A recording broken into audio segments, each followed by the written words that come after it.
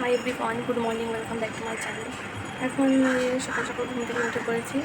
সকাল 8:15 থেকে আমি ঘুম থেকে উঠেছি। বড় অফিসে চলে গেছে। এখন আমি ফ্রেশ হবো, টুকটাক কাজ করবো, আবার পরে আমাদের সাথে আবার দেখা হবে। বাই। ফ্রেশ হয়ে এসে আমি ঘরের কিছু কাজ গুছিয়ে নিচ্ছি, বিছানাটা গুছিয়ে নিচ্ছি আর জানলাগুলো বন্ধ করে দিলাম। খুব রোদের তাপ আসছিলো তাই। তারপরে মা বাবার রুমে চলে গেলাম। মা বাবার রুম যেহেতু সারা রাত বন্ধ ছিল তাই জানলাগুলো আমি খুলেই দিলাম, একটু আলো আসুক। এবার চা খেয়ে নিয়েছি, এবার ব্রেকফাস্ট করব। এখন আমি খেয়ে নিচ্ছি চিড়ের পোলাও সকালে ব্রেকফাস্টে। আজকে এটাই আমার ব্রেকফাস্টের পর আমি স্নানে যাব, তো তার আগে কিছু এই ডাস্টিংটা করে নিলাম। 2 দিন হলো ডাস্টিংটা করা হয়নি, তো আমি এই যে আমার রুমেরও করলাম আর একটু ডাইনিং রুমেরও করে নিলাম। নিয়ে একটু সোফা টোফাগুলো গুছিয়ে রাখলাম। আর এগুলো মাই সব করে, আজকে একটু আমি করে নিলাম।